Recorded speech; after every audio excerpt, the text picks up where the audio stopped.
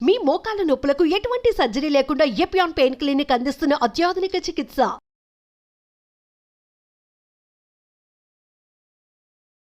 This is Dr.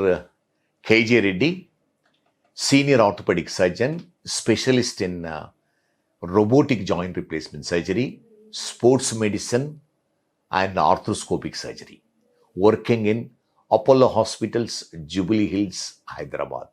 ఎముకలు బలహీనం కావడం అనేది చాలా కామన్. స్పెషల్లీ ఏజ్ వచ్చే కొద్దీ మన ఎముకలు బలహీనంగా తయారవుతుంటాయి. స్పెషల్లీ విమెన్లో మెనపాస్ వచ్చిన తర్వాత మన ఎముకలు బలహీనంగా తయారవుతాయి. ఈ కండిషన్ను ఆస్టియోపీనియా అంటాము. ఆస్టియోపీనియా అంటే కొంచెం తక్కువగా బలహీనమైనట్టు, లేకపోతే ఆస్టియోపోరోసిస్ అంటాము, సివియర్గా ఎముకలు బలహీనంగా కావడాన్ని. ఇది ఎందుకు ఎముకలు బలహీనంగా అవుతుంటాయంటే, మనము వయసులో ఉన్నప్పుడు, చిన్నపిల్లలు ఉన్నప్పుడు ఎనఫ్ యాక్టివిటీ ఉంటుంది, ఎముక పైన ఎనఫ్ లోడ్ పడుతుంది, మసిల్ స్ట్రాంగ్గా ఉంటాయి. దానివల్ల ఏమవుతుందంటే ఎముకలు స్ట్రాంగ్గా ఉంటాయి. ఎముకకు బ్లడ్ సప్లై మసిల్ నుంచి వస్తుంది. అందుకని మన మసిల్స్ స్ట్రాంగ్ ఉన్నప్పుడే ఎముకకు ప్రాపర్ బ్లడ్ సప్లై వెళ్ళి ఎముక కూడా స్ట్రాంగ్గా ఉంటుంది. అండ్ మెయిన్ ఫ్యాక్టర్ ఏంటిదంటే, ఎముకలు స్ట్రాంగ్గా ఉండాలంటే ఎముక పైన లెగ్స్ కానీ, ఆర్మ్స్ కానీ, బ్యాక్ కానీ వాటికి లోడ్ ఉండాలి. సఫిషియంట్ లోడ్ ఉన్నప్పుడే ఆ ఎముకలు మనకు స్ట్రాంగ్గా ఉంటాయి. అందుకని ఈ ఎముకలకు మనము వెయిట్ బేరింగ్ ఎక్సర్సైజెస్ అంటాము. అంటే మనము సైక్లింగ్, క్రాస్ ట్రైనర్, కొంచెం వెయిట్ పెట్టి క్రాస్ ట్రైనర్ చేయడం వల్ల ఏమవుతుందంటే లోడు పడుతుంది ఎముకల పైన.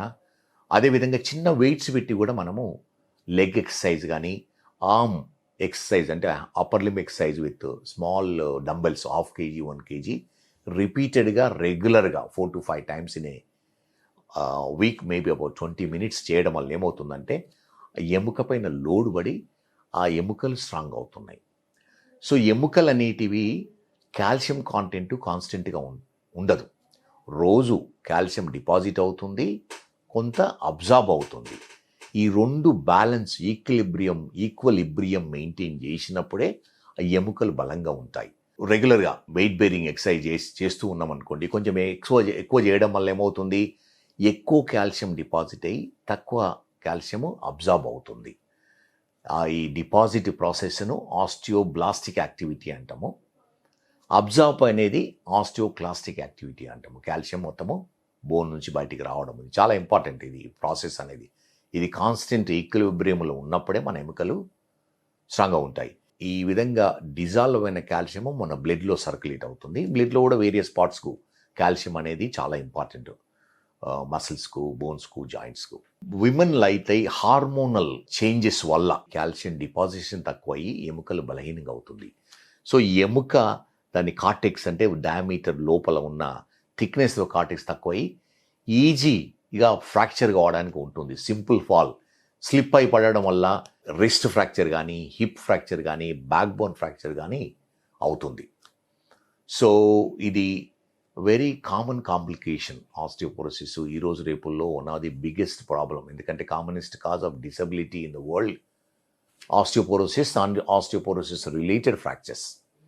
ఇది ఫ్రాక్చర్ అయినా కూడా మనము ఆపరేషన్ చేసి వీటి రాడ్స్ కానీ ప్లేట్స్ పెట్టాలంటే ఎముకలు బలహీనంగా ఉండడం వల్ల ఏమవుతుందంటే సక్సెస్ రేట్ తక్కువ ఉంటుంది.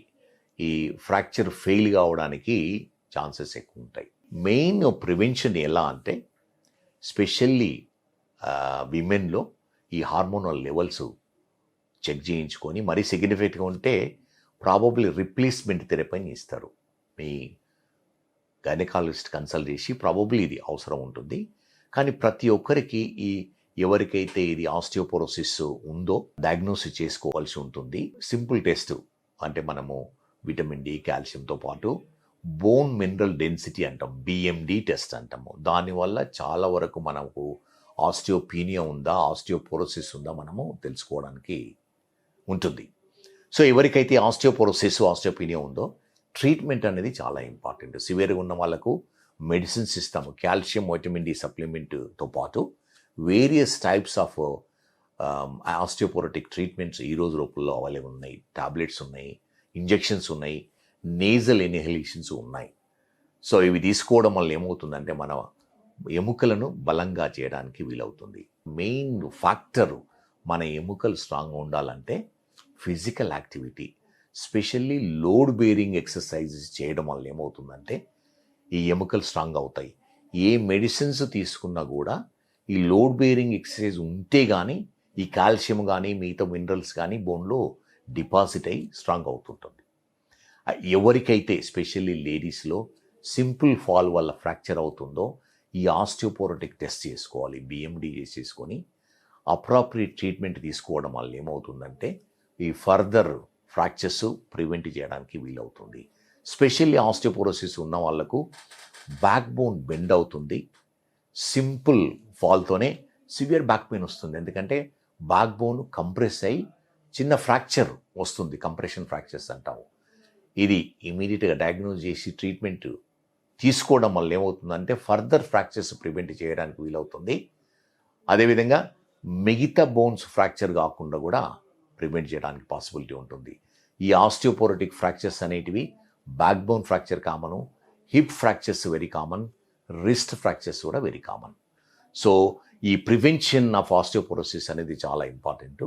మనము regular physical activity, load bearing exercises, good food అంటే కాల్షియం సప్లిమెంట్స్, గుడ్ ప్రోటీన్స్ తీసుకోవడము, ఫ్రెష్ ఫ్రూట్స్ వెజిటబుల్స్ తీసుకోవడము, అప్పుడప్పుడు ఈ supplements vitamin D, calcium supplements plus ఈ ఆస్టియోపోరోటిక్ మెడిసిన్స్ ఉంటాయి, బిస్ఫాస్ఫోనేట్స్ అని, పారాథైరాయిడ్ హార్మోన్స్ అని ఉంటాయి. ఈ డాక్టర్ అడ్వైస్ తీసుకొని అప్రాప్రియేట్ డోస్ తీసుకోవడం వల్ల ఈ ఆస్టియోపోరోసిస్ ట్రీట్మెంట్ చేయొచ్చు, ప్రివెంట్ చేయడానికి వీలవుతుంది.